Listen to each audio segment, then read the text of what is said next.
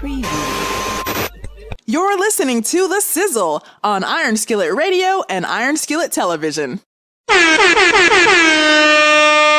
You know what it is. You know who it is. It's The Sizzle back in the building, baby. Hotter than ever. Fire and fuego. We're hot just like outside. It's hot and funky. We're just hot. And then when we play music, we get funky. But other than that, it's hot and funky. You know who's in the building. I'm G Sizzle. He is Rich Sizzle. And we are here with another NBA playoff edition. This is for all the marbles, or for those marbles that were rolling around last night in the game. It was a terrible thing. But before we get started, let me say this to you. If you have not liked, subscribed, and shared, please feel free to do so. Hit the like button, hit the subscribe button. Make sure that you're getting the notifications so that every time we put out new content, you get it first. That easy. It's really simple. And if you want to find us on podcasts, you can find us anywhere wherever you find your good podcasts, be it Google Podcasts, Apple Podcasts, Spotify, Anchor. We are always there for you with updated and current podcasts. So make sure that you check there, man. We've got a whole catalog full of everything you want. If you want football, basketball, baseball, soccer, even if you want NASCAR, we've got it all for you right there in the podcast or on Iron Skillet Television, exclusively on YouTube. So with that said and done, all right, let's get into it. It is the funk. It was the shot heard round the world. Rich, it was the bomb. It was the bomb like Hiroshima. That was the sound of LeBron James being booted out of the first round of the NBA playoffs for the first time in his career. He had a good 14-0 record until last night. He was devastated, decimated. He was desecrated in all of the basketball lore. So, Rich, what are your thoughts about the bomb being dropped on King James and company? Expected. We called it. We knew it. And I'll tell you something. What was a little disturbing was there was that other guy, that new guy, that other light-skinned guy, Devin Booker, that we talked about, that says, hey, if the Lakers are to advance to a game 7, he would have to play like this. Devin Booker got that memo. He played like this, dropped 47, took out 6 of them, 6 3-bangers in the first quarter. He came out hot. You know what? I think like we need to drop another bomb. Can we drop another bomb for Devin Booker? Yes. Because that was massive, son. He was putting in work. In fact, if you were following us in the chat group, man, we were talking about him channeling his inner Zach LaVine. Caramel chocolate magic worked again, baby. It was all over the place. He slathered it all over him. Put a little bit of that all over him, dog. Caramel chocolate magic. It was there. It was there. It was amazing. I don't know. I mean, it wasn't the greatest of games. Got a little tense. It got real ugly near that fourth quarter when the Lakers started to make their run. I felt tense. Everybody felt a little tense. You know, I got a little uptight. I was like, Nah, that's I didn't. gonna be close for comfort for me. I felt like it was too late. Too late. You know, they had like the Suns had already had that Bruce Leroy glow going. And it was like, well, you know, we'll let you get a little close. And then Chris Paul was like, I've been here. It's all good. Just give me the ball. Let me show you what I can do. And the next thing you know, that crawl that the Lakers had been trying to crawl out of just went nowhere in like a matter of what, a minute and a half. The Chris Paul effect put them right back up 17. I was like, oh, this is it. We're done. Steak knife them. We're it. Yeah, it was bad. And we said it. The role players had to play a role, and none of them played a role, but in the back seat.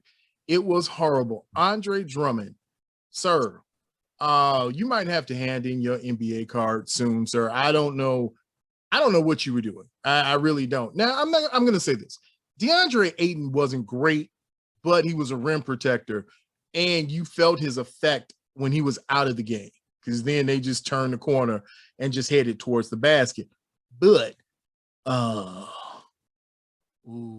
Laker bigs, you suck. Oh my God, you suck. Like, you suck. It was terrible, dog. I don't know. Yeah. So what we talked about, we had LeBron, who did what LeBron does. Right. 27 points, a few assists, a few rebounds. Stat-wise, they look phenomenal on paper. It's not enough. This is playoff basketball. Everybody expected this push, this desperation. He never showed it. It just was a regular game. It seemed like on the floor for everybody. You're facing elimination on your home court. And you go into this game like it's a regular game. I had a feeling they were going to throw Anthony Davis out there. They didn't have a choice.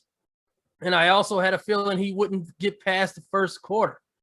I was a little surprised. I figured they'd do the ceremonial, jump ball, and then he'd be out of there. Kind of like in football, snap. First snap, all right, we're out of there. It's kind of what he did. Then he was gone, trying to spark some energy. Didn't do nothing. Nada. And like I said, just a regular old game. And you let Devin Booker, pretty much a foreign person to the playoffs, own that stage. What's that say about you? Well, it says that you've got some bad young pieces coming up. Kyle Kuzma is horrific. Dennis Schroeder was pedestrian at best. But my man Taylor Horton, and I'm telling you, Bulls, if you put a package together and ship out some of your players maybe to LA, I think you can get a taker. I would love to see him at the 3. It would be some good things. I'm just saying, I got 3 Bulls trades right now. I got a trade to Brooklyn. I got a trade to LA, and I got a special trade. Now, I'm going to let you guys in on a little secret. I wasn't going to tell anybody. The Brooklyn and the LA trade, that is what it is. But the other one is the Denver Nuggets. Team we're getting ready to talk about in a minute. We're going to talk about what happened in Denver and Portland, but those are my 3 secret sauce trades. Those are the sizzle trades that I think, if the Bulls can make it, it'll be a special team. I'm just saying. Nice. I'm just saying. Nice. Coming up. But let's close out with this Laker thing. Rich, where does this put the Lakers right now? Where are they? Where do they stand after this? What do they do going forward? They're in trouble. They're in trouble. So looking over their salary caps and their hits, and outside of Davis and James, who are already accounting for $75 million, they've got to sign people back. And like you said, what are they going to do with Horton Tucker? I believe he has earned that 8-piece. He's earned that 10. He's earned that 10, 15, maybe 17 to $20 million figure. Maybe. Are you willing to pay that? Are you going to be able to get Andre Drummond back for a veteran minimum? Are you? Can you? Is he willing to do that? What about Schroeder? Is he willing to take less to play more? Because let's just be realistic. Let's look at the 3 years that LeBron James has been a Laker. Without Anthony Davis anywhere in sight, they didn't even make the playoffs. Anthony Davis comes back in the bubble. They regulate, keep him healthy and everything like that. They win. Anthony Davis, they had the Suns by the horns in that series until he goes down hurt. And then they lose. Anthony Davis is more of a key than LeBron James is right now. Right. But they're both not looking good health-wise. And that might be a problem why LeBron James wasn't able to do what he wanted to do. So moving forward, now where you're facing potentially a real 82 season schedule next year, what is that going to look like for veteran players and a what soon to be 37-year-old LeBron James? When does Father Time say that's enough? I have a theory now that when you get these aged veterans and those who are superstars in the game right now, I would consider Anthony Davis one. You've got LeBron James is another. You've got what's going on in the Clipper land. It's crazy, but I think these guys should play 40 games a season. Yep, I think that's how your contract should be based. You play 20 regular season games, maybe 10 at the beginning, 10 at the end, and then you play through the playoffs. Because other than that, they're going to die. They're going to die, and you're going to get them killed. I'm not saying it was a dirty play with LeBron James. I'm just saying that was hard. Look, I'm going to get the ball. So if you get in the way, and unfortunately your ankle gets in the way with it, sorry.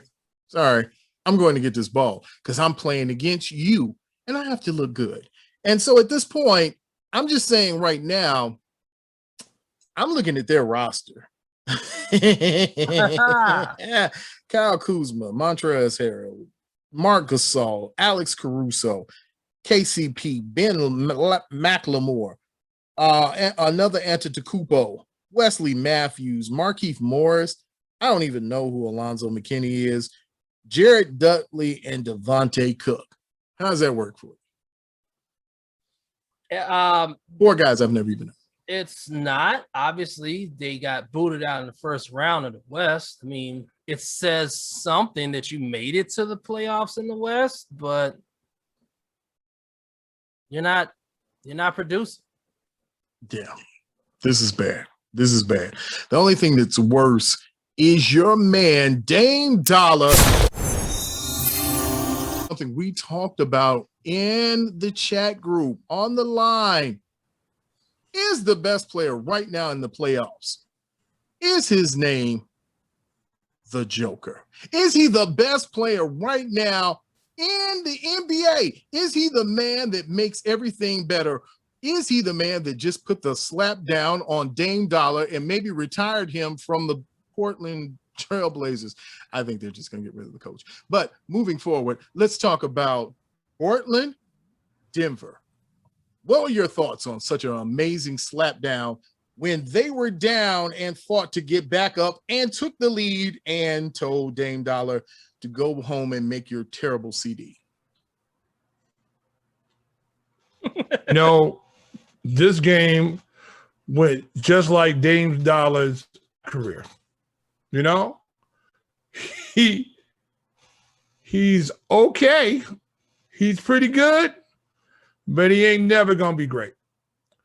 And to win this ball game, Dame Dollar is good, but he just got shortchanged by the rest of his ball club. He just doesn't have the help.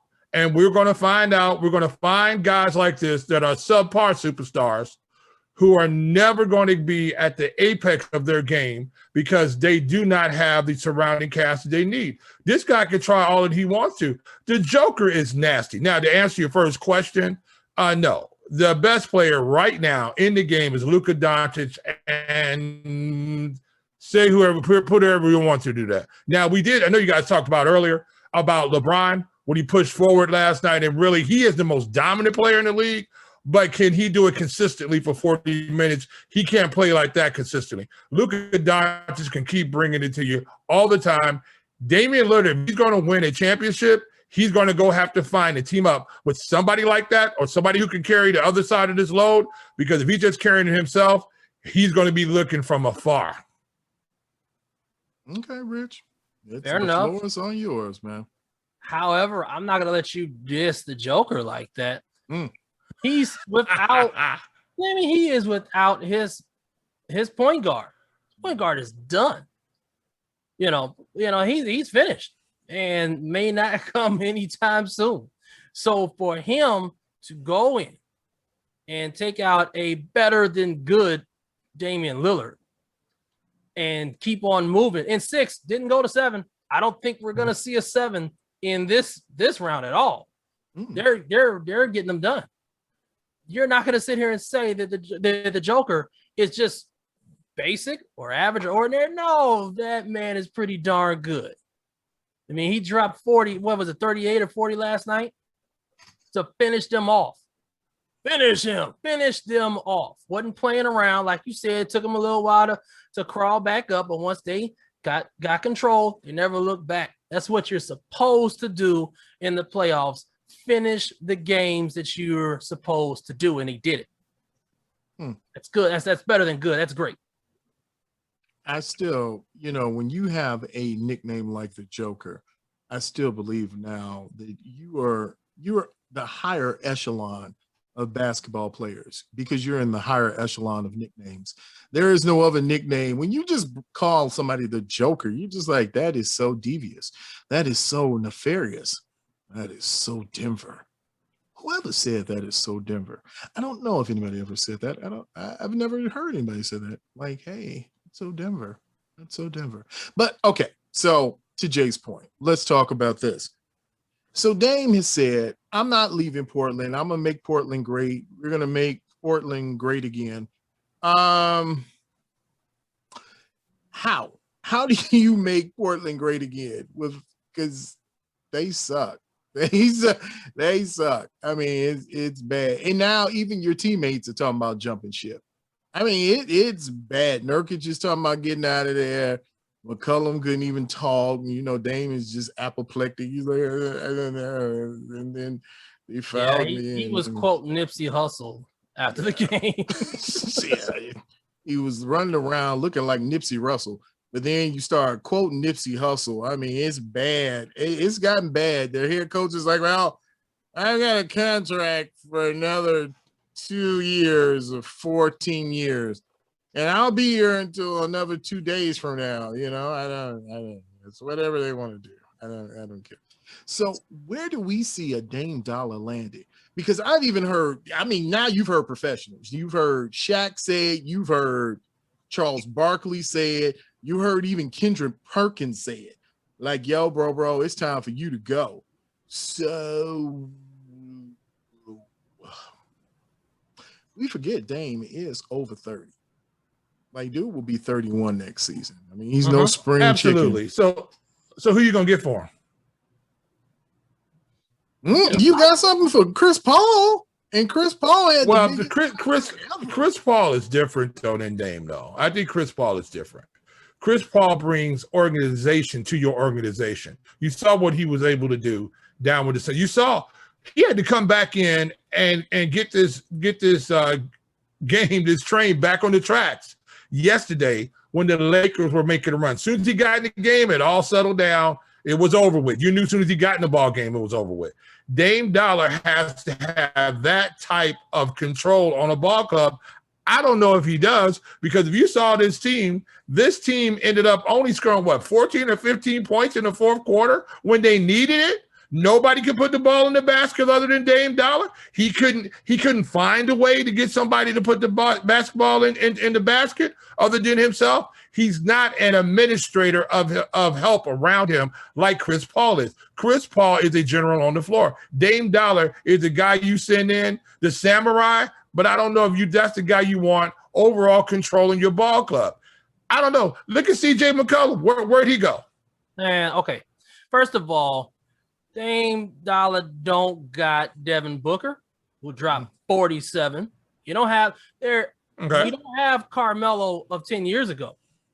He has nobody on that team that's going to drop 30 like that. Nobody on the Blazers. Name them. I dare you. I dare you to throw a name out there. It's not happening. You have no rim. Maybe Nurkic a few years ago, but you've got no goon down there like Ayton was doing, and they know it. So they're just lucky to be there this year. But then they're just lucky to be there this year. Yeah, but then you turn around. Where can he go? You just voted him greatest teammate of the best teammate of the year. That makes you look like a complete, just complete villain. If you're like, hey, thanks for being the teammate of the year. Now I'm out of here, you suckers. You losers. Oh, you losers. You can't keep up. I'm out of here. Forget y'all. That just makes you look really bad. I mean, so where can you go? Nowhere. You're stuck, buddy. Well, wait. We have to talk about this, though, quickly, Jay. To your point. Yes, Chris Paul came back in for Cameron Payne. Bulls Cameron Payne. Which same dude. Which Cameron Payne? Another. Right. He just cut his hair. He's the same dude. Right. And who was attacking and getting to the rack. He was penetrating. He was a penetrator. But he was a penetrator. But he was getting there, though. He was getting there. But you saw that game soon as Chris Paul got in that game. The game was at hand. And here's the other part about that. Lakers, did the Lakers ever get that thing under double digits? No. I don't think so. I think that thing always held around 10 or 13 with all that push and hoorah that was going on. That team is solid enough to held the Lakers off and held LeBron off. I don't think they ever got it down to single digits. It was single digits at one point in the game at the beginning of the game. Yeah, I'm about to say when the tip off happened. No, but I'm talking on the back end though, on that push when LeBron decided that he was going to go be Bron. No, I think they never got it up. They never got it under single digits. Which I'm saying to you, that's the sign of a rock solid ball club. Mm-hmm. That's the sign, and they weren't that rock solid ball club before Chris Paul got there. Yeah, they were good, but they weren't this, and now they're dangerous because they just showed you, even though there was an injured LeBron James, injured AD, but they played well. They played well, and they could be a problem. But you know what thing we missed? Here's another guy the Bulls could have had. Michael Porter Jr. Does he look good out there? He looked good enough out there. Does that backlit? He looked good enough to knock out Dame Dollar. I mean, after he ran into him, he Michael was like, Porter I was looked good. Michael Porter looked good. I mean, looked real good, moving good, shooting the ball good. I mean, that's what Michael Porter Jr. you were looking for. And that's what happens when you have a team that has some vision and they can go, hey, let's take a flyer on this guy who possibly, if we can turn him around, this guy might be an impactful guy who can lead us down the way. You've only seen the scratch of the surface of what Michael Porter Jr. I think is going to be lined up with the Joker, and you're going to get Murray back. That's going to be the Nuggets. Going to be a tough ball club. Yeah, we talked about him when we first started this. Yeah, is what his potential could be, and if he just lived up to half of it while he sits there and gets himself together, that team is going to be special. And now you see it, like I said earlier. So you're missing your star point guard, but you've got so much depth around you that it's like, okay, next man up. Mm-hmm. That's a beautiful thing for a team. Beautiful. It is. And you know what? Now I am more encouraged than ever. Thanks, Jay. You have helped me realize that the vision, the ability to see into the future tells me that the Bulls have picked a perennial all-star, that Patrick Williams is going to be the next. You talk about LeBron, you talk about KCP, you talk about anybody. Wait till they say Patty Will. I don't know if he has a nickname. Wait a minute, hold on. Now you just talked about the joke. You just talked about the Joker. His name. You got people out there. The truth, the answer, and now we got him. Patty Will. Patty will get bullied. Patty will get bullied. That's what's going to happen. No, you know what he does? He does it P. Big Willie style. I don't think that came out right. I don't think I want to touch that. I need to put my gloves on. That didn't sound right. Man, you guys are determined, just determined to make me lose my hair like y'all.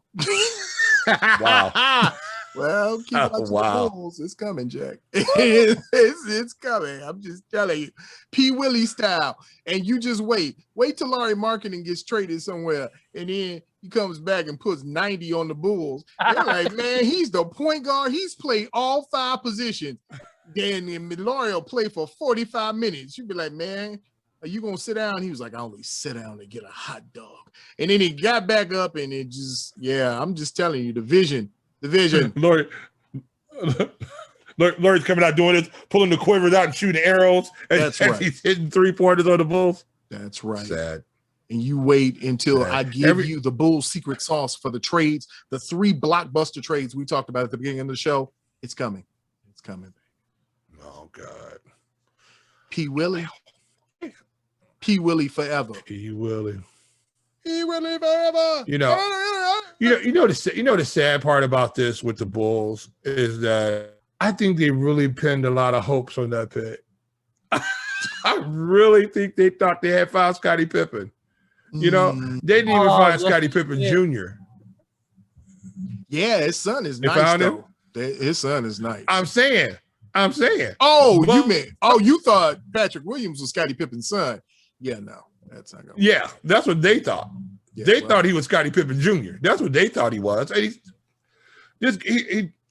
he's just not ready for prime time. You know, if he was at the Apollo right now, the Sandman would be stop eating his sandwich and get his hook. He's like, I'm going to go get him. Guess he's not ready. He's going to get played off. With that said, you know what it is. You know who it is. It's the Sizzle here on Iron Skillet Radio, Iron Skillet Television. Listen, I will not take any more P. Willie bashing, so I've got to go right now. You know who's in the building. He's Rich Sizzle. He's Jay Sizzle. I'm G Sizzle. And listen, man, if you want to come see the Sizzle live, you always have the opportunity to come see the Sizzle live at Hook and Reel. That's 4029 116th Street in Country Club Hills. That is where you see the magic happen. Oh, yeah, baby. Oh, yeah. We're like Shaq in his prime. We're Orlando Magicking. All over the place, Jack. We are doing it for you every Sunday, 7 to 9 p.m. We are there. Live show. G. Yes, sir. You can't close this show out. You're forgetting one important thing to talk about. What's that? Tonight. No, I wasn't going to close it out before I said tonight. Tonight is the end of Los Angeles. Yeah. That's why I didn't even mention it. I was like, there's no need to even talk about this any further. I wasn't going to ask like, hey, do you want to talk about Mavs and Clippers? No. We are going to address this like this is Game of Thrones, the series finale. Where everybody, you know what it is? It's ended like this? What? Wait a minute. What can we do? I know what should we have done differently? This is not right. Kawhi is going to lay it out. You know, what was that? What was that tribe in there that they used to flay people? They just flayed everybody and they just laid them out. That's what Kawhi is going to be flayed. All the Boltons. Yeah, he just Kawhi just quit. You didn't understand that Rondo is one of those. He's from that tribe. Rondo's going to kill him. I'm just telling you right now. Yeah. If he does something else, Rajon Rondo's going to kill him on the sidelines. This could be a fight on the side because Rajon's ready. He has been trying to play good guy for a while. Does he have a championship? Well, Rajon? He has one. Yeah. Couple. What you talking about? Wait, yes. Is it? I know he has the Boston one. He has LA from last year. Oh yeah, that's right. That's right. Got two. Yeah, that's right. I forgot he was there at LA. I mean, I knew he was there at LA, but I sort of forgot the championship. Okay. I know some of you all don't consider that a championship. No, it's not a championship. It wasn't a championship. On paper, you know what I'm saying? It just on paper, it just was. wasn't. Okay. Well, we considered the Miami Heat champions until they got Giannis Antetokounmpo. Oh. I love Jimmy Butler, but he can't guard Giannis. No. Who can? Who can guard? I mean, does LeBron want to put that type of energy up against No. Who can guard it? If you haven't developed a jump shot. We're going to find out if you haven't developed a jump shot. But then again, I don't know if defense is even is in the question when it comes to those two, because guess what? Durant can just cancel them out. Okay, so what you threw 35 up on me. I'm about to drop 45 on you. So okay, forget your 30. Yeah, Durant's a better offensive player than he is. You know what I'm saying? Durant is just smoother and he's going to get his jumper off. There's nothing you can do with it. Giannis doesn't have that jumper that he's going to make him pay. If you play off of him and start just walling him off, he ain't got the jumper. If you wall off Kevin Durant is going to put it in your eye and keep dropping it until you come out that zone. You can't wall off Kevin Durant. That's why he's dangerous. So do you see why I didn't end the show with talking about the Clippers? Because really the game we needed to talk about is Milwaukee. That's going to be Milwaukee, Brooklyn. So let's talk about that one real quick, fellas. Which one do you think? Who's coming out game one victorious? And is the winner of game one, is that going to be who wins the series? Game one got Giannis, got the Bucks winning game one. Because I just think he is that guy who is just going to keep coming, and he's going to get guys in foul trouble. I think you're going to see a guy just attacking the basket. I think that's what you're going to see, and we got to see what type of Kyrie you get. Does he feel like playing today, or he doesn't feel like? Kyrie don't feel like playing. He'll go out there and give you 12 points, and won't play no defense. I think Kyrie's been riding around in Rich's car with no air. because he is super skinny. He is super small. I'm gonna go on the Kyrie diet unless it has some kind of white substance with it. And I have to disagree. Allegedly. I am gonna go with Brooklyn game 1, and yes, Ooh. they're gonna win the series. Oh! You're doing something Kenny Smith wouldn't do. Oh, wait a minute. Are you giving a prediction, Rich Sizzle? I always give predictions. I know you do. That's why I'm asking you. Give us your prediction, my friend. Wrong a lot of times. I'm not wrong. But when you're right, you're right.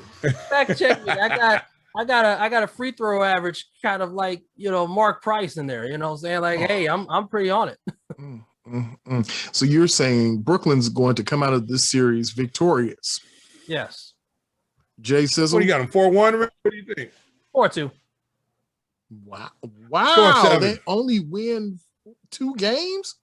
Yeah. It's going 7. It's going 7.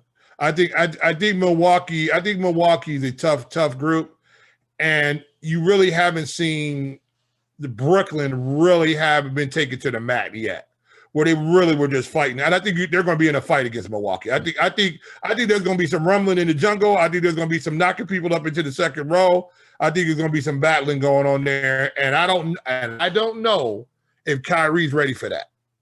I don't think Kyrie's ready for Bobby Portis. I don't. Hey, look. I think the Bucks are tough, dude. We start canceling people out, but we don't have a cancellation for James Harden. Oh, well, who does? Who does? But the question is with James, though. James is a lot like Kyrie. Does he feel like it today? You know what I'm saying? Because if you get James and it's turned on, he's almost impossible to stop because he's just going to hit you with the step back. Or he's just going to take it to the basket because he can get around you whenever he gets ready to. But it all depends. And then here's the question. We see them all. It's a lot of happy feelings going on right now on the court with Brooklyn. What's going to happen when one of them think they should be getting the ball? All of a sudden, are they going to start playing iso ball and not giving the ball up? Especially if the game gets tight. Who's going to isolate? Because we know James wants to isolate. We know Kevin Durant wants to isolate, and so does Kyrie. So all of a sudden the ball don't get kicked to him. They said, well, I'm not kicking the ball back to you. And all of a sudden now you got guys going one-on-1 or 1-on-4. If you see that type of thing going on, they're not sharing the basketball. They could lose this game. Well, all I'm going to say is hopefully this doesn't really reveal the true fact once that pressure is put on that Giannis Antetokounmpo, all right, is really a Wakandan. He's really from Wakanda. He is Prince T'Challa's second cousin's baby mama's nephew. Wow. From the low end? Low end. We got low end. I wonder if we got low end of Wakanda. Like, you know what I'm saying? Like K Street. That's a good question. I wonder if they who banging up in Wakanda. Like the who banging? Hey, I know them Qs. I know them Qs was banging up there. They be coming out the mountains. Wasn't it amazing when the Qs came and saved the Deltas? Man, that was such an amazing thing. That is so fake news. Yeah, well, okay. It's news. Fake. The Qs have never been cast away or considered outcast or anything like that. You've always been accepted. That's so fake news. No, you're not accepted at real at like weddings and bar mitzvahs now. Well, I mean, after you guys start tossing tables around, I mean, that's a whole nother ballgame. You have to say it with some ease, say it with some energy, baby. And then, it gets bad after that. Just always remember, when you drink brown, stay down. I just made that up. That was great. That's a new line for Hook and Reel. When you drink brown, stay down in that chair and get you some more. Stay on down. You know what it is. You know who it is. It's the Sizzle here on Iron Skillet Radio, Iron Skillet Television. We are the hottest talk in the region. We are the talk of the 219. And now that you've heard our predictions, we will be back to tell you, to wrap up what happened with the dissolution of the Clippers, the Brooklyn Brawl, and what happens on another game one? What happens in Phoenix? Ooh, a lot of tantalizing, a lot of tantaling. That's sizzling for you. That's all that is. That's sizzle. So you know who it is. You know what it is. It's the sizzle. And we will see you on the other side. Make sure that you follow us on Twitter, Facebook, and Instagram at Iron Skillet Sports. And remember to like, share, and subscribe to Iron Skillet Sports on YouTube at Iron Skillet Sports.